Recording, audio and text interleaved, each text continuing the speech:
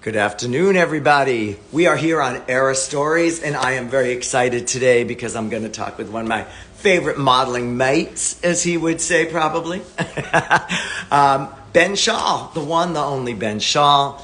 He is just somebody incredible. Like, we always had a good time. We always went on castings together, and he was somebody that always had his own special career. He had something about him that was interesting. He knew where he wanted to be and what he wanted to do. He wasn't run by the industry. He worked for designers like Galliano and Gaultier, and we'll be with him in just a minute. As soon as I figure out what I'm supposed to do next, somebody's going to tell me. We're telling your followers. I like that. I can wave. I'm waving at those people because I'm still waiting for Ben to come in. I think Ben is going to come in any second now, and then we'll be able to talk about it. Has everybody gotten out and voted today? Has everybody voted today? I hope so. I hope so. How am I doing the right thing? Now we're looking for Ben. There we go.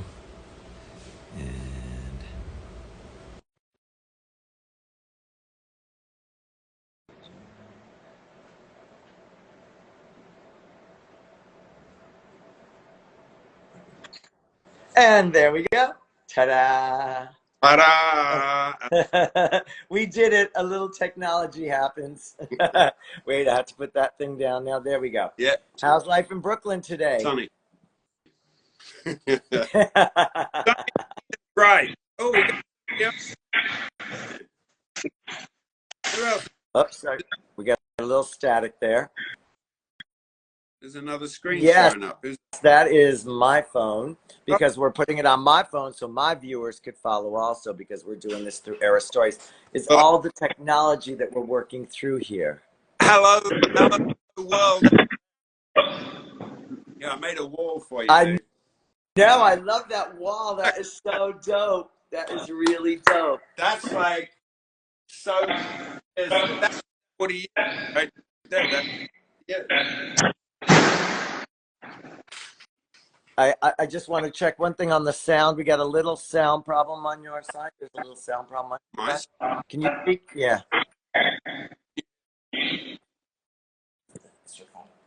Never mind. Just shut that down. It's when you have another phone. It makes, for some reason, when we have another phone in the building, it makes it all crazy. Well, now, there's a little bit of music in the background, but switch that off. I love it. I think that's brilliant. I think it's absolutely brilliant. You know, I always say to different people, you know, I met Esme's daughter once, and I asked her, "Where does your mother keep the covers?" And she's like, "Oh, she keeps them in a box in the attic." I think it's something to be proud of. How did you get started in the business? Selling menswear in a boutique that backed onto the original Paul Smith store in London, 1983, right down the street from Central St. Martin's on Long Acre. Like, if you turned out of St. Martin's and turned right, where Phillip was, remember where Phillip was? Down the street to Floral Lane, Floral Passage, or whatever it was. Well, anyhow. Lane, I think, goes, yeah. Oh, wow, that's interesting. What, somebody came in the store and was like, "Oh, you got style." Yeah, well, no. So the manager of the store, there was like 3 or 4 of us working selling menswear for this company that ended up going big, and he said to me, you know, I met these 2 women that just opening a model agency, and I think you should go see them. And of course, I was like, yeah, get the fuck out of here. Those 2 women were Kipsy and Ziggy. There you go. Ziggy, K to Z, or K to Z. Yeah, Zed. I guess my interest was piqued, even though I realistically didn't believe it. I went to see Ziggy, and 6 months later, the boss said, "Hey, what do you want to do? You want to do the modeling thing, or do you want to work for me?" And Ziggy and I went to Paris, and she introduced me to a number of people. Mark Asquili, wow, who was the art director for Yoji, and a certain Mr. Gaultier. And what's interesting is that she said, "Don't tell them you're a model." And so that's full circle. That's full fucking circle, man. That's, you know, So I went into Paris after 6 months, and the first two shows I did in Paris were Jean-Paul Gaultier in 1980, probably 1984, and Yoji Yamamoto. Wow, yeah, because we did Galliano in '85, and then we did Gautier in I think '85 together. Also, '85, Exactly. my big year. And along with so many other people that might be joining in. I know I just saw Desmond's name come up. Oh wow, He that's knows funny. what I'm talking about. Yeah, exactly. Well, Mark Astley, he was the shit. He knew everybody. Exactly. He knew everything. And so I think Ziggy, my first agent, she knew how to connect the dots. She knew how to. She saw the change, and you and I know we're preparing to talk about this change. The flip of the switch, where it went from hulky, hunky, all-American males with mustaches and looked a bit like Magnum PI, to guys that look like that. Yeah. You know, and that's why I did this, because, you know, it's representative of what not just Ziggy, but what NADIA, what so many people were essentially preparing for. Looking for. That's a very good word, and you were part of it too. Yeah, no, I started in '82 in London, and it wasn't quite there, but by '84, by '84, cheers, mate. Yeah, By '84, '85, it was really going with Goche, Astley, Tony Viramontes. You remember Tony? You must have worked with Tony a lot as well. There's Tony's work right there. God bless. These are people that were fundamental. Patrick Anderson. Oh, yeah. Stephen Meisel, Stéphane Sednoui. Oh, incredible. Martin Brading. Oh my God, that's a British name. I remember. Martin Brading. Robert Erdman. Oh, Robert, yes. Funny enough, I worked with some of these guys as a stylist later on in Hollywood, like Robert Erdman. It's very funny how you can transition. You can either stay in the career. Like you had some very monumental work, you know, I mean, that I just remember images. I agree. I mean, you know, the way I like to look at it is that I tried not to do the shit. I came out of the cannon like a cannonball, and in a way, it's imprinted on my heart. My father did it too. My father, who worked at the BBC, and said, "I'm never going to work for the other stations. I want to be an artist." Yeah. So I've approached this world with an artist's mindset, and I think in a way it's that, and you know, if you will, the stroke of a brush. It's allowed me to maintain a personality, you know, and I think personality is it's the lifeblood of everything, especially art. Yeah. It's you've got to have a personality. If the designers didn't have a personality, if the designers didn't say no, I'm not going to just design a straight up suit. Look at Gaultier, look at Yamamoto, look at John Galliano. You know, having done Galliano's graduate show, and then the immediate press work for that with Johnny Rosa and so on and so forth. That kept the cannonball at the same velocity, and I truly believe that. You know, you don't lay down on a my coffee. Cheers, my tea. No, it was so the designs were so creative. The people themselves were creative, and they wanted to break the mold. I think like working with someone like Galliano still continues to break the mold. Jean-Paul broke the mold all the way through. I say a lot that like you get the job because you're pretty or you're handsome or whatever, you fit what somebody's looking for, but it's the personality that keeps them bringing you back and hiring. I think that's the pretty part, but I know that I speak for many people, the intelligent models of the world or the intelligent creatives. Pretty has nothing to do with it. Where is it? It's up here somewhere. Oh, it's disappeared. you know, the ones who stand out are the ones, I use that same word, the personality.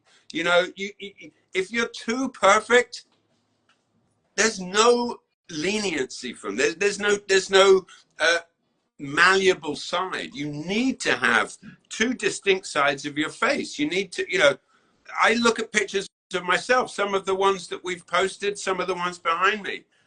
I have two distinct sides of my face, and maybe that's why people go, "Oh, this is my better side." It's a load of horseshit. It, Yeah. it's it's it's live action. It's being live, and photography just captures it. That's all. That, you know. So in this new world of live, I think people with our levels of experience, we see it differently. Don't, you know? You see that person doing selfies, and they do like 500 of them. They're looking for the perfect shot.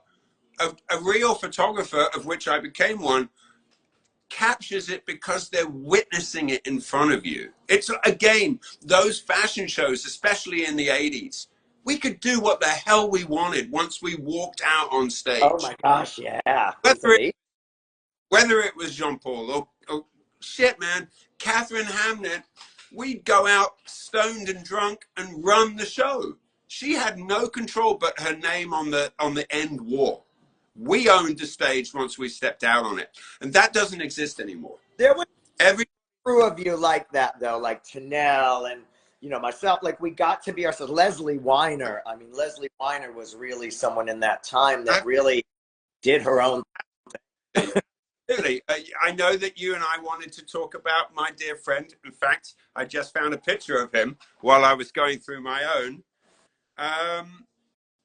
Barry. Yeah.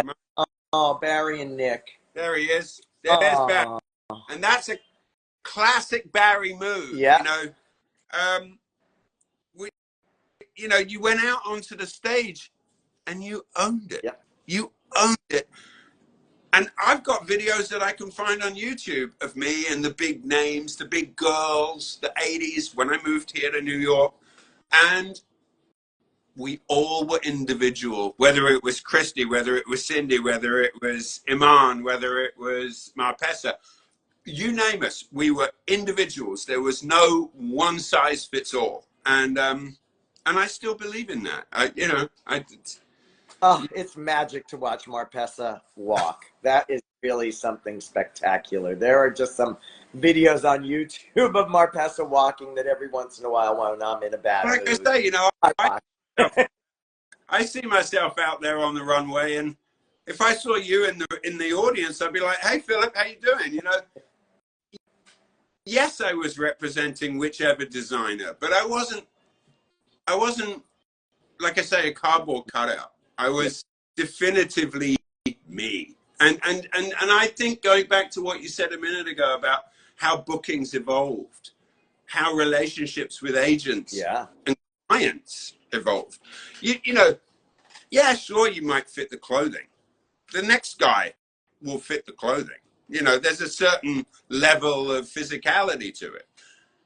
Well, there were designers like Jean-Paul Gaultier and Azzedine, and, well, he didn't really use the boys, but Azzedine and John Galliano, they were very loyal to they had teams, they had crews that they liked, they had personalities that they liked, and you were part of Jean-Paul's family, you and Marie-Sophie, for years. I think I did 23 shows for Jean-Paul.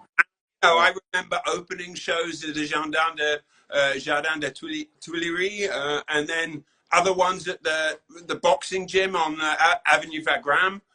I was here at the Brooklyn Museum, I don't know, 8 years ago, 9 years ago, when he did the bed retrospective. And so, you know, when you look at those shows, and you see the other people, and the names, of course, just flow. Moose and Barry, and yes. You also saw the absolute polar opposite dudes. You saw the John Francises and the Steve Lyons, and you know, so you'd have the skinny guy like me in a fucking skirt, and you'd have Steve, who was always well built and going to the gym, and then Jean-Paul would dress him in leather and tape. It was, and again, you know this because you can search those shows online. every single one of us went out there and owned our universe. Our universe lasted as long as we wanted until we went back behind the stage to get ready for another one. You know, I never said anything about anything. They were like, yes. You know, you had the ability to be creative, and I think that that's missing from a lot of people's mindset now, and I'm sure that social media has a lot to do with that. I find myself more and more inclined to, I say read a book or paint but do something that's physical, and not to live in this, I hope everyone likes me the way I am. I could give a fuck about how many people like me. I fell off the stage a number of times. I just climbed back on, and that would become part of the show. But don't you think, I have said this, I am so grateful to my years in the business of modeling, the modeling part of it, because my self-esteem, some people walk out of it and they're like, oh, my self-esteem, it made me feel insecure. For me, it was like, oh no, I've been in Italian Vogue. Jean-Paul Gaultier thinks I'm cute. John Galliano thinks I'm cute. Saint Laurent thinks I'm cute. I'm cute. I'm good. Like, I think for my self-esteem, I never doubt myself. I mean, we all doubt ourselves from day to day and project to project, whatever we're doing.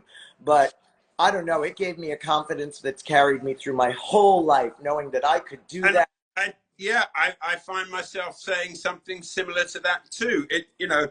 Although I jumped out of high school, I never took any graduation exams, I never went to college, I educated myself. I educated myself through the world that I've inhabited for 40 years. I can sit at the dinner tables with the right people, and I can sound it. I can conversate accordingly. I can sit in first class next to a CEO and I can hold a conversation. I know what's up. I know where I want to go. I've always known where I want to go. And this lifestyle, this strange industry, it's put on a pedestal by so many other people. But for us, dude, we're just living in it. Yeah. So you mentioned like, oh, watching Marpessa walk. We're all backstage. We're standing next to the Marpessas and the.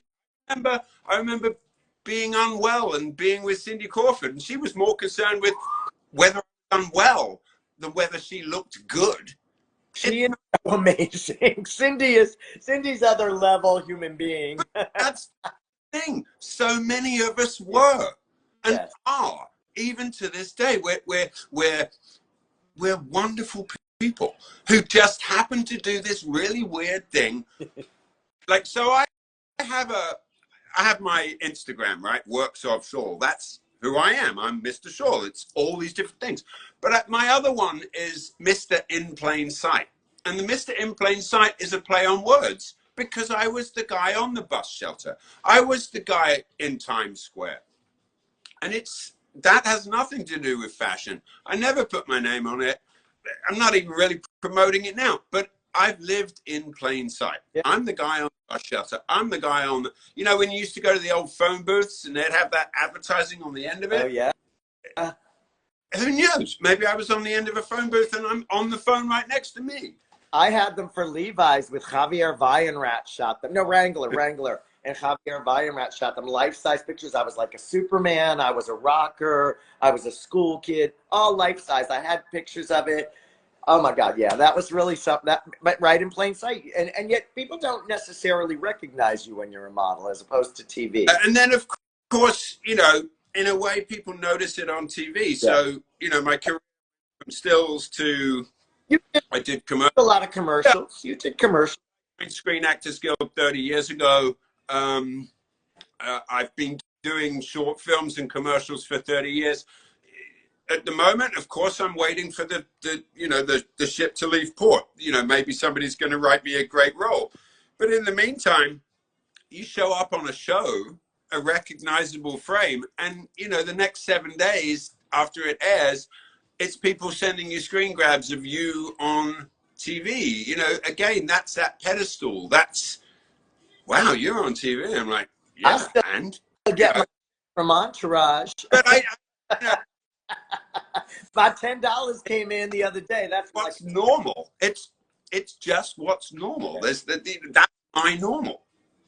And I could do directing. I'm surprised you're not writing and directing. You have such well, a vivid mind, an expansive mind. that thought, because yeah, I am putting something together. It's been up in here for a long time. And in fact, last night I was watching a documentary about the making of an old film, Alien.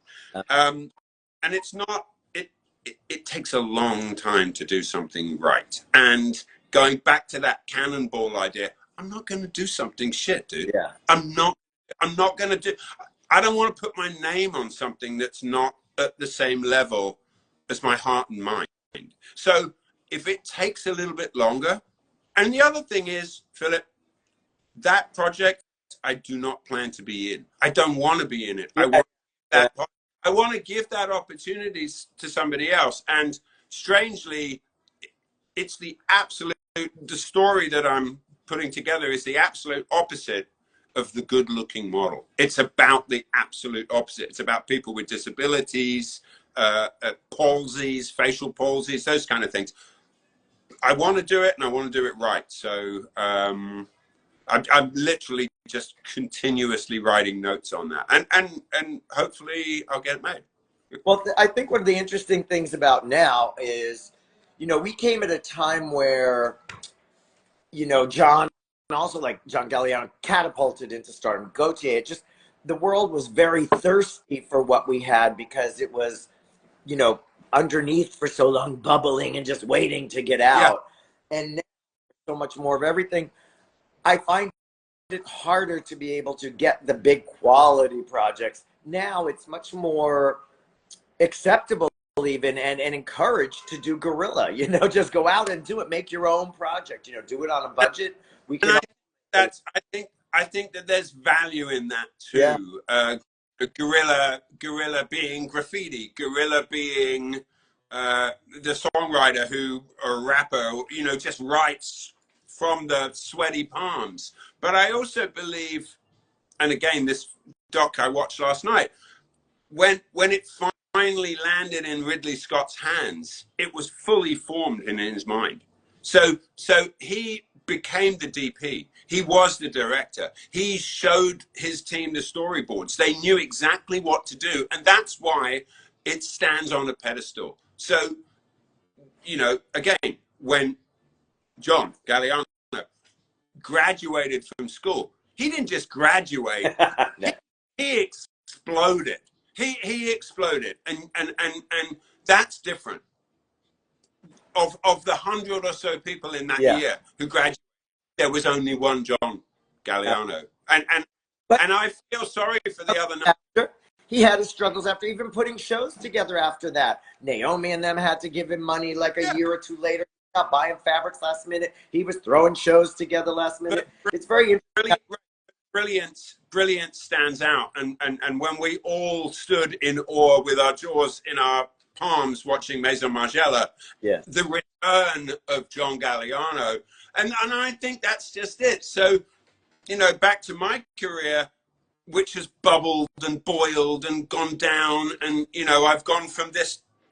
I mean, this was interesting. I was on a job in Sweden with Linda Evangelista, in fact. And at the end of the day, the photographer said, "What do you want to do now?" I was staying overnight in Stockholm. I said, "Well, first of all, I want to shave my fucking head." So he at the time had a shaved head. So we cut it really short. And then he goes, "Oh, you know what? Let's just reshoot the pictures for the client." They ended up being the pictures that the client wanted. And then we shaved it further. And we ended up with stuff like that. Oh. Wow, that's dope. I never saw that image. Yeah, that's great. Yeah, so, you know, that's creativity. That's nuts. That's balls. You know, in fact, I remember when I got back to New York in, I guess it was January of '89, I remember my agent saying, "Oh, you've shaved all your hair off. There goes your work." And I said, "Well, if my work was just my hair, then fuck the work." I mean, now, of course, in retrospect, you can do what you want, and people, you get people all super tatted up, and they're like, "Oh, cool." But you and I were always on I the same. have a tattoo, but I protect it. It's mine. I didn't do it for Fendi. I didn't do that for effect. I did that because I wanted out for a minute. And Exactly. you know what? And then I became a DJ. Oh, really? Yeah, and then I ended up working music for fashion shows, which is how I ended up getting back into being a model in my like 30s. And Which where is did you when do that? In Paris or here? Were you? Were I you? DJ'd in London, I DJ'd in New York, I DJ'd in Tokyo, I did fashion shows at Bryant Park. I made more money DJing 1 week than I would have done modeling the fashion shows. Oh yeah, people don't realize that. The Yeah, guys especially. the twist on that was you had certain designers that were like, "Oh my God!" at 3 in the morning, so and so used my music. It's like, well, it's not your music, Exactly. and so you have to suddenly change their music. And you know what? That's not me. If you know what, Phillip? It's like, oh, Ben, can you smile again? Can you? I'm like, what? You didn't catch that smile? You didn't catch what I was doing when I was doing it? You're slow, right? So again, if there was beer on set, it was going to go. If it was pints of tea on set, it was going to go. Remember, we lived and worked in the days before all this. What is it? This like levels of protection. Not that women don't deserve Yeah. to be protected, or that somebody's rights don't need to be protected, but when we were backstage, let's just say at Jean Paul, with the sea of people that were there could have been women amongst us. There was certainly straight, male, straight. There was gays. There was trans. We were all respectful of one another. And if a photograph demanded that you kiss somebody, hey, you know what? You went ahead and kissed them. Yeah. You didn't try to get that. If getting their number and something else was going to happen, that was going to be organic, right? Yeah. Yes, absolutely. Yeah, everybody. It was very unjudgmental. Well, I felt like London. A lot of that came from London. That was a very British vibe, and I felt like it was just current in the business in Paris and in Milan and maybe here in New York. By the time I got back, it was definitely changed. But when did you come back? I came back in '89. I did what you did. I shaved my head in '89, '88 or '89. I walked into Sophie. I think she was at Passion at the time. Sophie, Been right? in a while, and I walked in and she said, I just told Nadia the story the other day. I walked in, she said, "Who are you?" And I said, "It's Philip. It's Philip Bloch." She said, "What happened? You have cancer?" I said, "No, I shaved my head because remember you had that gorgeous, just hair, and I had the curly hair." And she says, "When your hair grows out, you come back, then you can work again." It's like when I remember when I was living in Miami. I moved to Miami where my sons were born in the mid '90s, and I was. I remember I used to show up and I just started not shaving, and then it worked for companies like J. Crew. Yeah. I remember the time I was in the elevator with Tommy Hilfiger going upstairs to do his show one time, and he looked at me and goes, "You didn't shave," and I'm like, so I'll just go downstairs to Walgreens and buy a blade, dude. Shut up, you know. um, but I had an agent, Tino, in Miami, and he was like, "What? So I just have to promote you as the model with a beard?" And I was like, "Yeah, I guess you do, because now 9 out of 10 pictures of me have a beard, have a stubble." But how can you fault somebody for having a beard any more than you can fault a woman for having breasts? It's it's crazy. The the way we're But wired. So we had that period where everybody was very creative. The creative business now is not as creative as it was. Everybody likes to think they're creative, but they really can't think out of the I was box. on a shoot the other week, mate, and I looked at the inspiration board and I was like, "Oh, I've been on this shoot a dozen times before." And I swallowed that, I just swallowed the urge to speak. But quite honestly, I had been on that shoot Yeah. before. It seems actually that I'm on the same kind of shoots every year. And that's just the way it is. It was a big brand. It was a big ticket item. And, you know, of course, we're both creatives. I mean, nothing by 2024 is completely original, you know. Oh, With, you know, men in skirts. Oh my God. All these guys wearing skirts. It's like, bro, I did that in 1984. You know, like a Ghost Jay's first shows. if somebody looks at my Instagram, they get pictures Oh, of me. You know, my Instagram is just about me. But as equally as you know, as equally as you know, it's about my family and my kid and my wife and so on and so forth. It's really also about these 40 years of being in this. Yes, you're knobby too. That's my friend Guy. He's just very, very jealous. He's but you know, I post pictures about what I've done.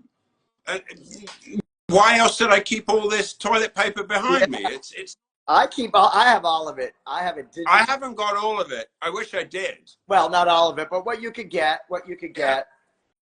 Exactly. Videos are what, 8-track. Some of the videos are in 8-track. Can you even play those anymore? I think some of it's even in like those reels. I don't have them, but I know it's in a box somewhere. Let's talk about family a minute. How about your parents? Like, were they supportive when you started this career? Like, tell me where you grew up. We don't even know that about you. Come on now. North London. I'm a true Londoner. My dad was from Haringey, which is right in you know, the inner circle.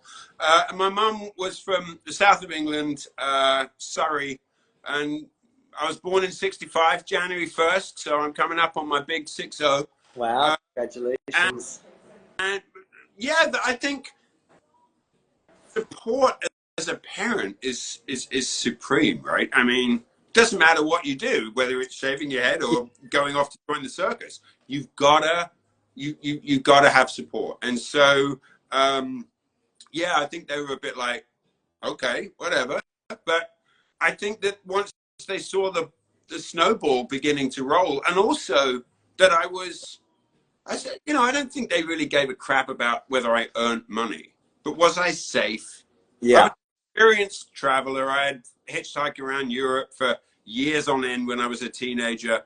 So, you know, finding myself in Hamburg, Munich, Milan, Paris, or Tokyo, just kind of, maybe it was just me. I think in a way I followed my father's footsteps. He was a traveler. And do you like my kids' nails? Yes, very good. Painted my nails.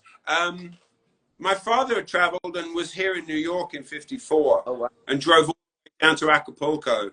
And the car got stolen with his passport and everything. And so he went home, and then he got a job at the BBC. So for me, I think I'm that traveler, and that's how I ended up falling into place in this industry. I have 2 brothers and 1 sister, and both of my brothers at one point or another passed through the portal of being models themselves. My father even did too, as the industry was beginning to grasp realness, you know. But it didn't stick for them. It wasn't their thing. Leo, my youngest, who I actually still say to him, dude, if you want to get back into it, I'm sure Nadia would take him on in a heartbeat. It's not for him. And as you know, the industry is not for everybody. It's I don't know. It's just, it wasn't for him. But he traveled. He was in Paris and Milan and Japan, and then he kind of hung his hat up. See, that was the best part for me. I think learning the languages. I never really hung around with the other American models. Like, it was a lifestyle for me. It wasn't a job. Some guys came in and out for a season. Yeah. Like, I stayed. Yeah. And again, for me, you know, I traveled. I was in Japan in 1986 with John Pearson. How was that experience? Did you enjoy being in Japan? perhaps more than any other environment. Really? Yeah, again, I mean, it works for certain people. I mean, and strangely, although I never imagined it would have happened, I married a Japanese woman, my second marriage. But it's a comfortable society for me. I like their creativity and I like their order. Yeah. I haven't been back to Paris in, I don't know, more than 20. It feels like 20 years.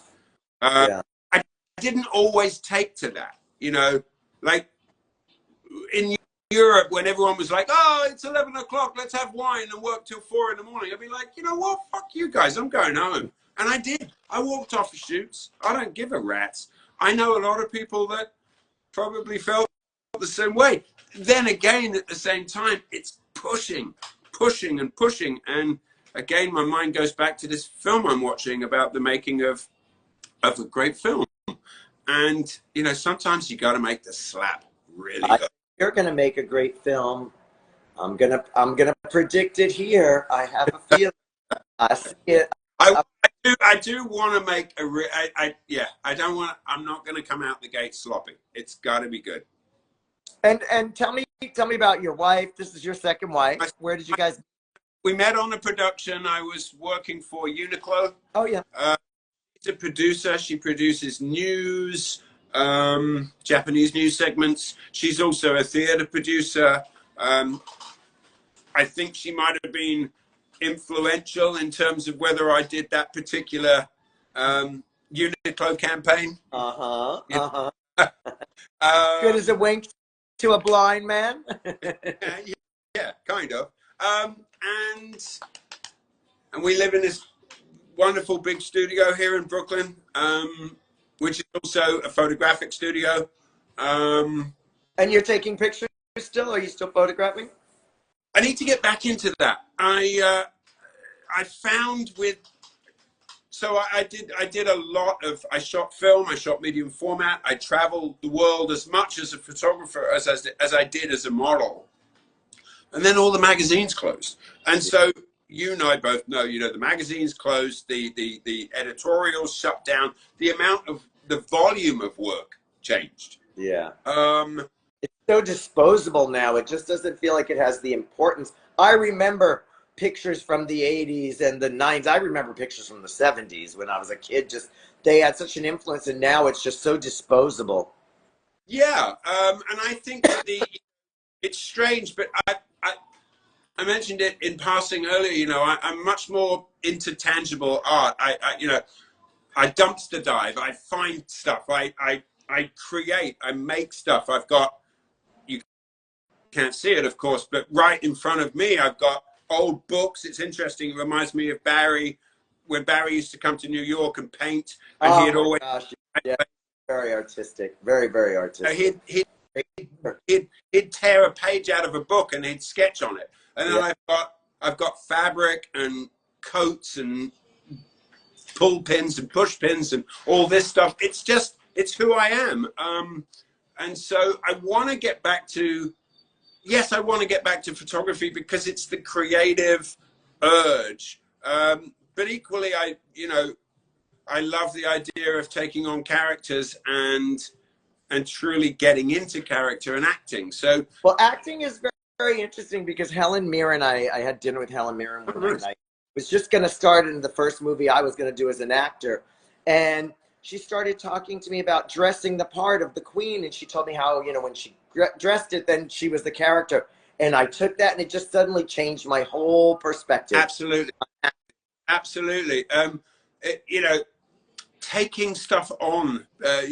During COVID, I grew a huge beard, like a proper huge beard. And it was a COVID film, so we had to keep the crew really small. And the only other character in the film is an Algonquin Indian. And so fortunately, I was able to dress my wife, and I did all of her makeup, completely disguised her, used fabrics and so on and so forth to really dress her and make her like a living camouflage.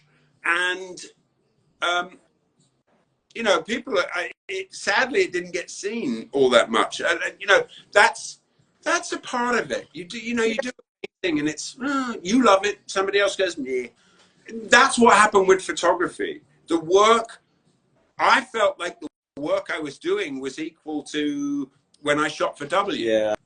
But the audience changed. People were like going meh, and I was like, you know what, fuck you guys. So now it's the film that I want to write. It's the parts I want to play. And if I take photographs, you know, I'm more inclined to think of gallery work because that's you don't shoot for, you know, when I started photographing, I thought it was creative. I thought it was my opportunity to be creative. And what I found out was it was just putting another picture in a box for a client. Yeah. You know, meh. I was the one going meh. So, and when I look back on the pictures that I did as a photographer, I enjoyed the process of making them, and especially the process of production and casting and allowing people them to be themselves for me as a photographer. But when I look at the pictures, it's like, meh. You know? So you know, I'm going to live in a constant state of creativity and non-retirement. Yeah. You know, I think now more than ever, you're approaching the big 60. You're in the, you know, the next phase. It's a big change, and the society has changed so much. Yeah, and you know, and what's your next act? Probably most of what I'm talking about. You know, when I turned 50, I started using it was the years of hashtag, right? So I started to use the hashtag fifth gear. And the fifth gear mindset is based on mechanical engineering. You can't travel at high speed on a highway until you're in fifth gear. It made a lot of sense. And then a wonderful woman who maybe is out there watching, Christine Rucci, who, strangely enough, Christine Rucci is responsible for elements of what's on this wall. We became friends through social media, and we attempted to launch a design line under that same hashtag of fifth gear. So that's on a shelf. That can happen again. I think the next 40 years, because I don't plan on going out till I'm 100. No. I think the next 40 years are all about digging deeper into being creative, getting grayer. New ways to get it out there, I think, is the most important. As Omar says, Omar's on there. Hey, Yeah, we're in the swipe generation. Everything's so. But there's a great James Baldwin quote, and he talks about, you know, if someday somebody searches through the rubble of earth and life, and they find something that I did, and it makes them think differently or see things differently, then I've accomplished my goal. And I think that's such an important piece of wisdom to take with us as we kind of wrap up, because just one thing, all you got to do is change one person, and with all the work you've done in so many ways, you have changed lives. And that. Thank you for saying so. And I love that I've been in this. I love that I've been a part of change. I love that my son's best friend, Kit Butler, is part of me. I did help pave the way. I'm not saying I alone helped pave the way. You know that. Nick, Barry, Scott Benoit, Brad Harriman. Fuck, man, there's so many of us. Tom Hill, Desmond, Joe Dietrich. Absolutely, yes. Carlos, yes, yeah. Paved the way. We were arm in armor. We were a band of brothers. Tanel. Absolutely. I mean, remember the Tanel in the dress with the Jean Paul boobs that then. Yes. Oh my God. I in those more than I remember Madonna. Yes. Well, yes. But, you know, and Tanel is a mad creative, and and he hangs out socially with Jean Paul, and you know, it's been a pleasure. It is a pleasure, and if it brings pleasure, if it gives people pleasure, if the movie that I want to make will make people go wow, and I want them to go wow when they hear where the concept came from, because I'm not going to let that out the gate until it's, you know, until I'm ready to press return. The great things about this industry is, lastly, the friendships. The friendships, because they're based on a time and on creativity, like with NADIA, with, you know, Omar, you know, different people, Kara Young. I have so many different friends from different periods that I've met throughout the industry. I love the dresses, I love the clothes, I love the fashion, but I love the people. I really love the people. I hate a lot of them. I hate a lot of them, but I let them know. No, And I'm sure you do. I know you do too. we know. We all know what you just said is true. We all know, no matter where we are. And you know, because we're from all continents, because we are all fortunately living in this digital age where we can see one another, the ones that are gone, oh man, you know, there's so many. There's so many who are gone, but they live like these. Shit, man, I got two pictures here. I got Brad Harriman. I got Barry Kamen. Yes. Of course, there's so many amazing people that are no longer here, but they live through us. And our we tell the stories. That's why we tell the stories at Era Stories. That was why it's so important to NADIA for all of us to come on and tell our stories. Yeah, and it's really wonderful to be able to share something that, as I say, for most people they do believe it's strange or it's twisted, or, oh, Ben, as a straight man, don't all the gay guys love you? I'm like, yeah, but I love them back. You know? Like, yeah, maybe they love the way I look and I'm still looking at something else. It ain't about that. Well, the castings, I miss those days of going on the castings when we'd go in groups. I remember going on a few castings with you in London or in Paris, and you'd be somewhere, you'd meet Barry, I'd run into Barry, Barry would be with you, or I'd be with Barry, you'd run into us, we'd go to the next casting. And that comradeship is so extraordinary. I really miss that. I remember being in Paris and having Katusha hanging out of a cab in front of the bar, you know, one of the big. I think, you know, recently Barry just had his his solo show in Japan, put on by his wife Tatiana Strauss, and you know, shit, man, you know, give me a plane ticket and $15 to blow on coffee, and I'll sit with her for an hour and do exactly what we're doing.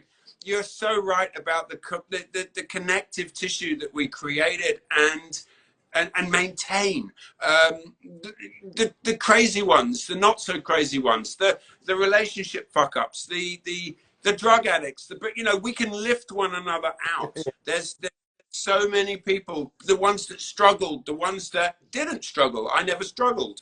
My brother struggled. I know so many people that struggled, and so when we think of what we've done together, it's behind me here. It's right in front of me here. It's you and me and all the people to the side, and it's a full sphere. And it's all in here. We have it all in here, and I'm grateful we have Era Stories to be able to tell. Any last thing you want to share with everybody? Because I know it's going to cut us off in about a minute. Yeah, well, you know what? I'll interview somebody in the future. That's what I'd like. Awesome. That's pay it forward. We should all be interviewing different people. I mean, I actually, and thanks to social media, like I wasn't friends with Marpessa in our careers. They just didn't really cross. I maybe are across a room or something, but I don't know. It just didn't happen. But again, she's someone I write to all the time. Karen Alexander. You know, I mean, it's so interesting how social media keeps it all together.